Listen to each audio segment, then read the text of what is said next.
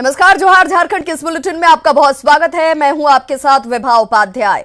धनबाद में होमगार्ड में बहाली को लेकर अवैध वसूली का वीडियो वायरल हो रहा है। सोशल मीडिया पर वायरल इस वीडियो में नियुक्ति के नाम पर अभ्यर्थियों ने पैसे लेने की तस्वीर कैद की, लेकिन वीडियो के काफी पुराना होने की बात कही जा रही है। ये कहा जा रहा है कि 2017 में धनबाद में 1000 होमगार्ड के जवानों की नियुक्ति होनी थी और इसी दौरान अभ्यर्थियों ने पैसे तो हम लोग दिए। अब इस वीडियो को धनबाद के एक युवक ने सीएम हेमंत सोरेन और धनबाद उपायुक्त को ट्विटर पर टैग किया है और कार्रवाई की मांग की है।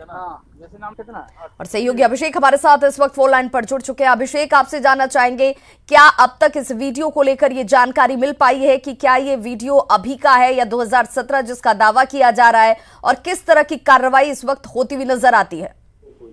देखिए विभा, ये वीडियो जो है संभवतः पुराना है, क्योंकि नियुक्ति का जो मामला है वो 2017 के समय का है और बताया जा रहा है कि उसी दरमियान में जब नियुक्ति होनी थी, जैसा कि धनबाद में 700 कुछ की नियुक्ति होनी थी और उसमें जो अभ्यर्थी हैं उसमें से कुछ अभ्यर्थियों से पैसे के लेन देन हुए हैं। और जो तत्कालिक जो उस वक्त में जो पदाधिकारी यहाँ पे थे, बताया जा रहा है कि एक निरीक्षक स्तर के अधिकारी जो थे, इंस्पेक्टर स्तर के अधिकारी डीएसपी के तौर पे वो प्रभार में थे और उन्होंने ही उस खेल में भूमिका निभाई है। मजेदार बात यह है कि जो होमगार्ड के जवान पैसा ले रहा है उसकी पहचान हुई है धर्मेंद्र कुमार सिंह के रूप में, जो बड़े पदाधिकारियों के लिए पैसा ले रहा था और कई अभ्यर्थियों से पैसा ले रहा था। तो ऐसा लग रहा है कि लाखों रुपया का खेल हुआ है होमगार्ड की नियुक्ति में। और चूंकि उस वक्त में 1000 समथिंग जो है पदों की जो है विज्ञापन जारी हुए थे और उसमें कुछ लोगों से ये राशि लेने की बात आ रही है। हालांकि अभी इस मामले में खबर यह है कि जैसे ही अभिषेक, जिस अभ्यर्थी की तरफ से इस वीडियो को टैग किया गया, क्या उसने अपने स्टेटमेंट को सामने रखा है? क्या भी वो अभ्यर्थियों में शामिल था जिसने पैसे दिए या उससे पैसे की मांग की जा रही थी? जी बिल्कुल, पीड़ित की ओर से तो यही तो है कि पीड़ित की ओर से इस मामले को लेकर मुख्यमंत्री को टैग करते हुए कार्रवाई की मांग की गई है। और अभी हमारी बात जो है यहाँ झारखंड होमगार्ड के जो बल है उसके जो नेता हैं रवि मुखर्जी, उन्होंने मुझे बताया कि इस मामले को लेकर हम लोगों ने कार्रवाई की मांग किया है। तो जो डीजी है होमगार्ड नीरज सिन्हा, उन्होंने भी कार्रवाई की बात कही है। संभवतः इस मामले पर जल्द एफआईआर होगी और इसमें जांच होगी। जो वर्तमान में जो पुलिस जो होमगार्ड का जवान है वो तो चिन्हित हो गया है, तो पहले तो उसके ऊपर कार्रवाई होगी और उसके बाद वो किस पदाधिकारी के लिए पैसा ले रहा था उसकी छानबीन होगी। तो ये बड़ा मामला है। क्या इस अभ्यर्थी ने इस बात को साफ किया कि अब तक ये अभ्यर्थी इस वीडियो को सामने क्यों नहीं लेकर आ पाया था? इससे पहले इस कार्रवाई की मांग उसकी तरफ से क्यों नहीं उठाई गई? जी देखिए, होमगार्ड के तरफ से जो अभी बताया गया है, जो होमगार्ड का एसोसिएशन है, उसमें से रवि मुखर्जी का कहना है कि इसके पहले भी रघुवर सरकार में भी उन्होंने इस मामले को उठाया था, लेकिन उस वक्त में बिल्कुल ध्यान नहीं दिया गया। वर्तमान चूंकि हेमंत सरकार इस मामले को लेकर काफी गंभीर है और ये भी बताया जा रहा है कि वो ज्यादातर मामलों में अगर कोई ट्वीट करता है तो तुरंत वो रीट्वीट करते हैं और इस मामले पर संबंधित जो पदाधिकारी उस पर कार्रवाई। चलिए, बहुत बहुत शुक्रिया अभिषेक इस तमाम जानकारी के लिए। आप इस खबर पर नजर बनाए रखिए, आगे भी अपडेट लेंगे। खबर जामताड़ा से, जहां पर रात में सब्जी चोरी करने खेत पहुंचा चोर सिंचाई कूप में गिर गया। वो रात भर बाहर निकलने की कोशिश करता रहा और सुबह खेत के मालिक ने जब इसे देखा तो इसकी सूचना पुलिस को दी गई, जिसके बाद मौके पर पहुंची पुलिस ने युवक को ग्रामीणों के सहयोग से बाहर निकाला और इसे गिरफ्तार किया गया है। खेत के मालिक ने युवक के खिलाफ चोरी करने का आरोप लगाकर थाने में लिखित शिकायत दर्ज कराई है। घटना नारायणपुर थाना के धर्मपुर गांव की है। युवक की पहचान शहादत मियां के तौर पर की गई है। वो तनवीर अंसारी के खेत में लगी सब्जियों की चोरी करने के लिए यहां पर पहुंचा था। कोर्ट ने अभियुक्त को 14 दिनों की न्यायिक अभिरक्षा में जामताड़ा भेज दिया है।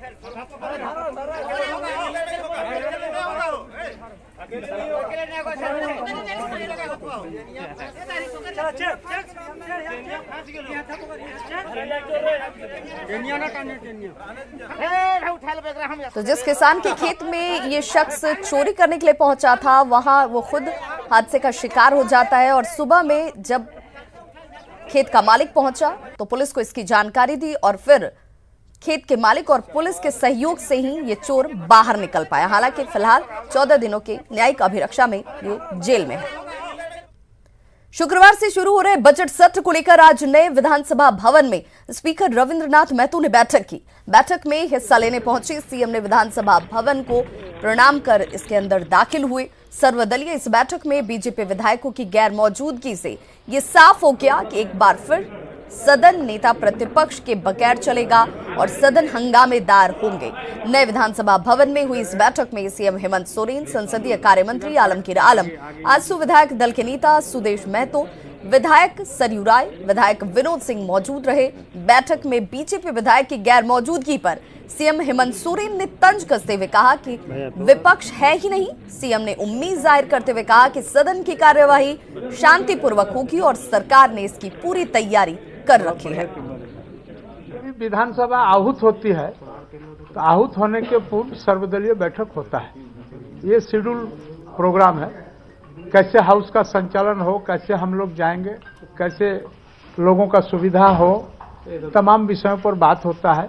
हाउस से कुछ जनहित में निकल के आए, इस पर भी चर्चा होता है।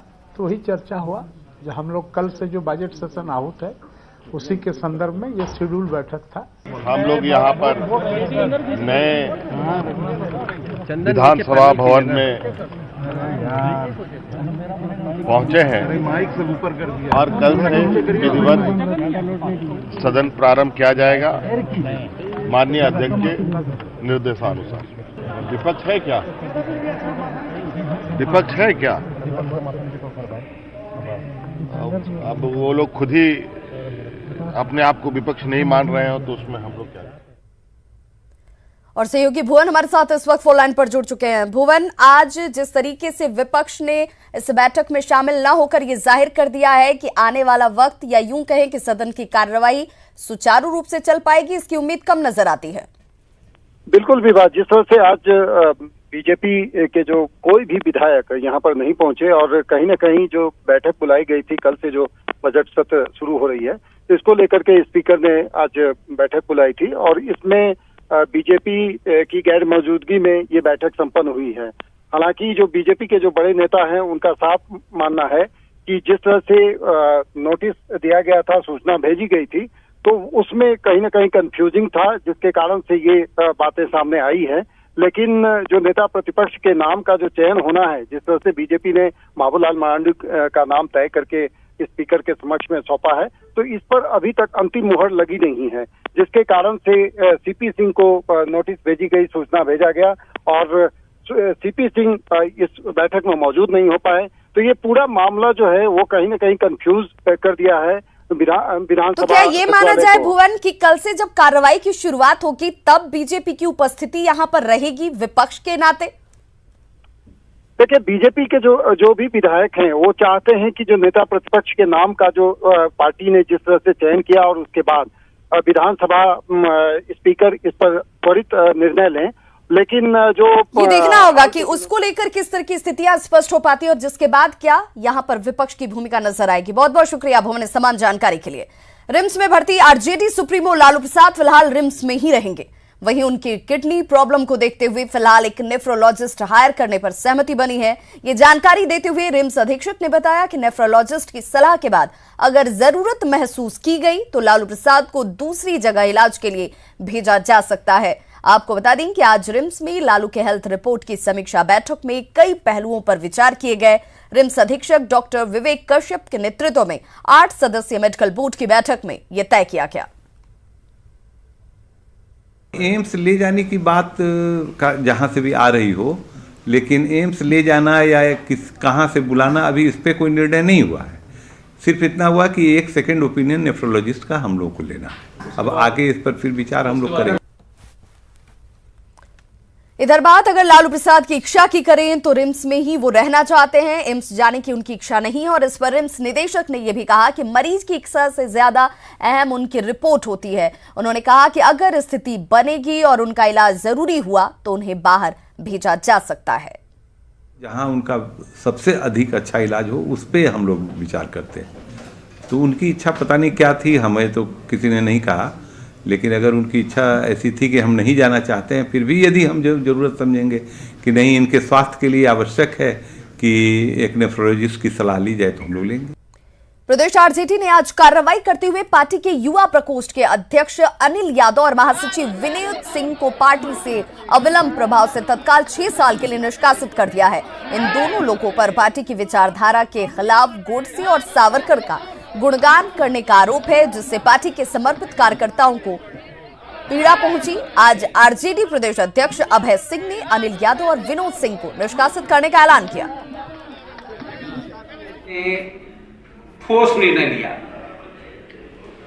कि जिस तरह इस लोगों का बढ़ावा मिलते जा रहा है, इससे पार्टी में भ्रम पैदा हो रहा है। कितने सालों के लिए? इन लोगों को 6 सालों के लिए पार्टी ने निष्कासित किया।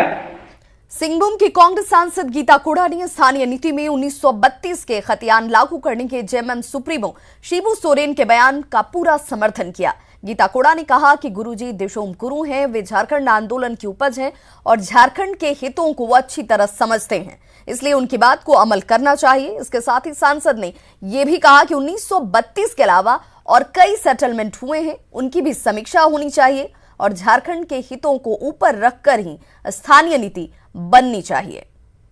सरकार को इस पर सभी पहलुओं को देखते हुए इस पर विचार करना चाहिए, क्योंकि 1932 तो खतियान है ही, उसके बाद भी कई सेटलमेंट हुए हैं, तो सभी को समायोजित करके जो यहाँ के झारखंडियों के लिए, मैं इसे फिर से दोहराना चाहूंगी कि जो झारखंडियों के हित में हो, उस पर सरकार को फैसला करना चाहिए।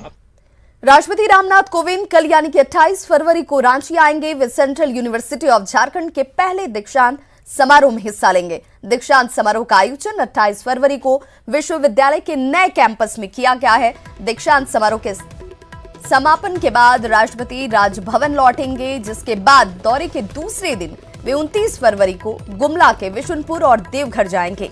राष्ट्रपति के 28 फरवरी को रांची आगमन को लेकर रांची पुलिस सुरक्षा व्यवस्था के चाक चौबंद इंतजामों में जुटी हुई है।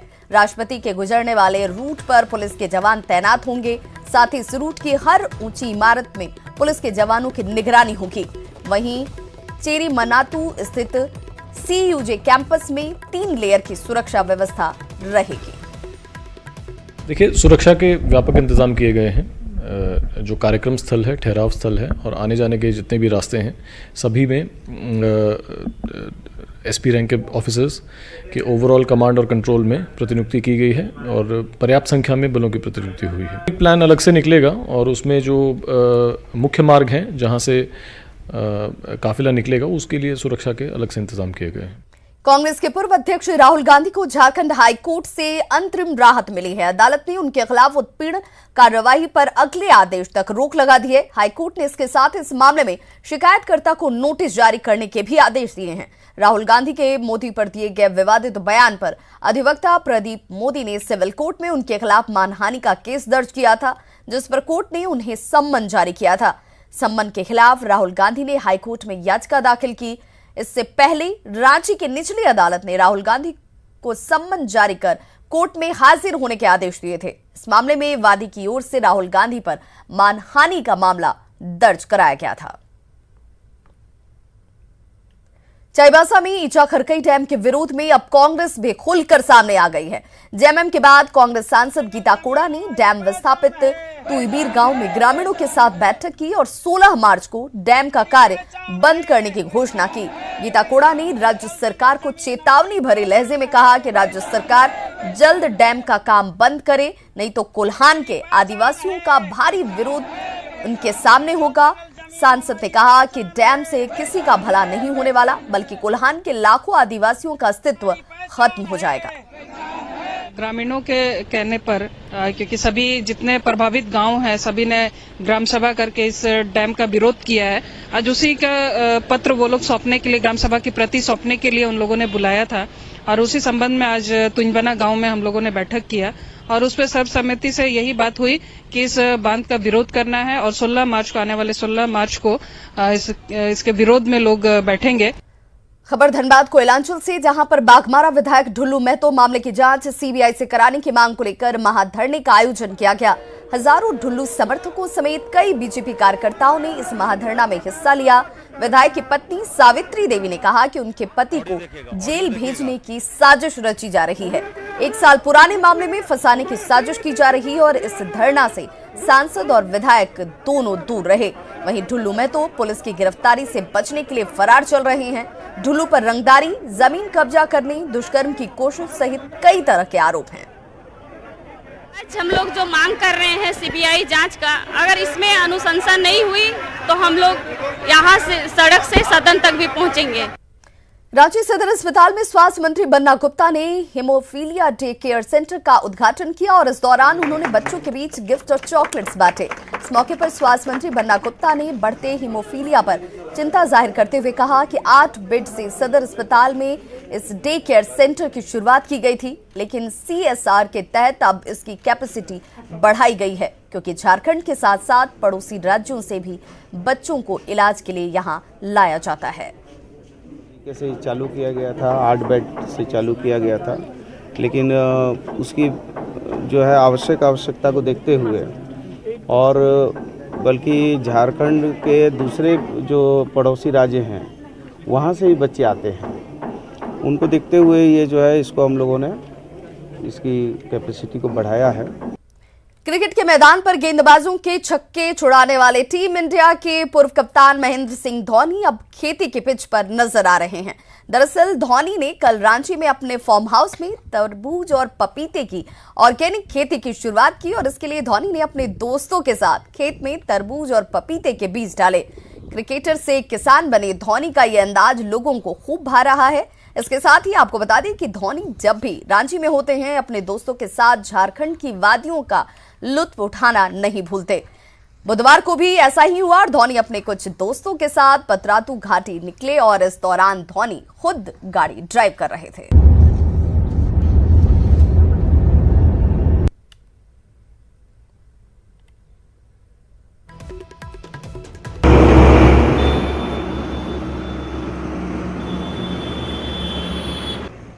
जमशेदजी नशरवान जी टाटा की 181वीं जयंती पर 3 मार्च को लौहनगरी में अनोखी लाइटिंग देखने को मिलेगी और इसे लेकर तैयारियां जोरों पर हैं। इस दौरान स्वच्छता का विशेष रूप से ध्यान रखा जा रहा है।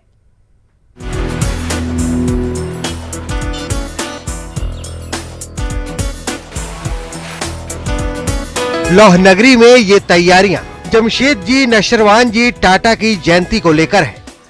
संस्थापक दिवस के तौर पर 3 मार्च को पूरे शहर को दुल्हन की तरह सजाया जाता है। ऐसे में जुबली पार्क से लेकर तमाम पार्कों, गोलंबरों और अन्य प्रमुख स्थलों पर खास लाइटिंग डेकोरेशन किया जाएगा, जो लोगों के बीच आकर्षण का केंद्र रहेगा। 100 साल से हो रही है और बहुत अच्छे लगते हैं चारों तरफ इसके यहाँ के लाइटिंग वगैरह जो भी रहते हैं। और आपका जुबली पार्क में नहीं, आपका चारों जमशेदपुर के जो पार्क है सब में सजावट बनाई रहती है। फिर भी हम लोग को बहुत इंतजार रहता है कि यहाँ पर जो सजावट होती है देखने के लिए हर साल कुछ नया मिलता है देखने के लिए।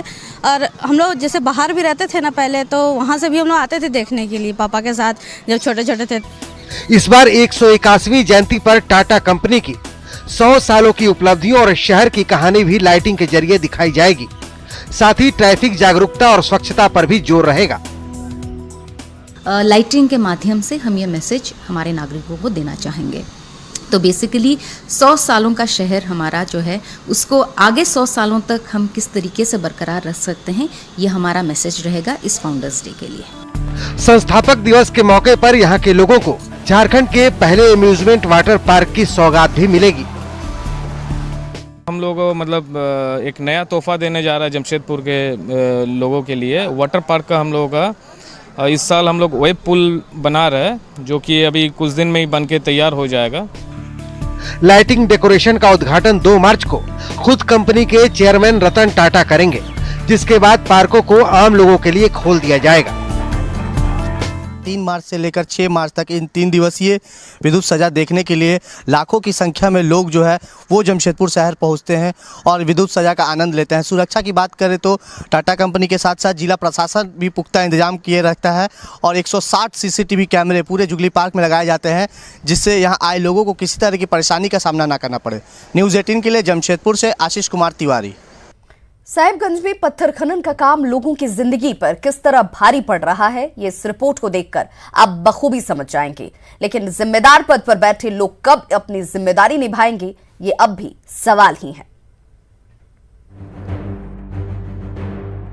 तेज रफ्तार से दौड़ती ये मशीनें, चारों तरफ धुएं का गुबार, दम घोटू काला जहर, और फिर जिंदगी अपनी रफ्तार से दौड़ती और भागती जा रही है। साहिबगंज का ये इलाका लोगों को रोजगार तो देता है, लेकिन जिंदगी जीने के लिए उम्र को इन पत्थरों की तरह टुकड़े टुकड़े कर देता है। दर्द को महसूस करने के लिए सिर्फ इनके चेहरों को देख लीजिए और बाकी जो बचा सो सुन लीजिए। बहुत दिन से हो रहा परेशान, क्या मतलब गर्दा तो बोला मुंह में घुसता है गर्दा, तो बीमारी में होता है? बीमारी नहीं घुसेगा, मुंह से गोल गोल निकलता है, फेफड़ा में बढ़ता है कि नहीं बढ़ता है, तो पता लगेगा तो बीमारी फैलेगा। ये बीमारी फैलने की वजह तो आदमी मर जाता है, दवाई कराने का उतना पैसा कहाँ पाएगा। फेफड़ा का बीमारी हो सकता है, आँख का बीमारी हो सकता है, आँख में कंजक्टिवाइटिस और बहुत सारे आँख का बीमारी, साथ साथ शरीर का ऐसा बीमारी जो कि सांस से ही होता है और धूलकण के द्वारा हो सकता है। पत्थरों को तोड़कर क्रशर संचालक मालामाल हो रहे हैं। प्रदूषण से आसपास के लोगों का जीना मुहाल है और नियम कानून को ताक पर रखकर लोगों की जिंदगी से खुलेआम खिलवाड़ जारी है। और खनन पदाधिकारी स्वास्थ्य जांच की बात कह अपने दायित्वों की इति श्रीमान लेते हैं, जबकि डीडीसी साहब को कमी कहाँ है पता है, लेकिन उसे दूर करने की अपनी मजबूरी बताने से नहीं चूकते। करने के लिए भी हम लोग एकदम तत्पर हैं। कल भी अनुमंडल पदाधिकारी और मेरे द्वारा संयुक्त रूप से जांच कर सभी गाड़ियों को जांच की गई है। जो तिरपाल नहीं ढक रहे उनको दोनों जुर्माना के अलावे अतिरिक्त जुर्माना भी लगाया जा रहा है। अभी बहुत ज्यादा काम इसमें नहीं हुआ है, हमने इधर समीक्षा किया है, उसमें 20 करोड़ के आसपास योजनाएं राशि प्राप्त थी। जरूरत है खनन नियमों के साथ इन व्यवसायों को चलाने की, ताकि लोगों की जिंदगी लंबी भी हो और सुरक्षित। न्यूज़ 18 के लिए साहिबगंज से निशांत की रिपोर्ट। तो खबरों का सिलसिला लगातार जारी, आप देखते रहिए न्यूज़ 18 बिहार झारखंड।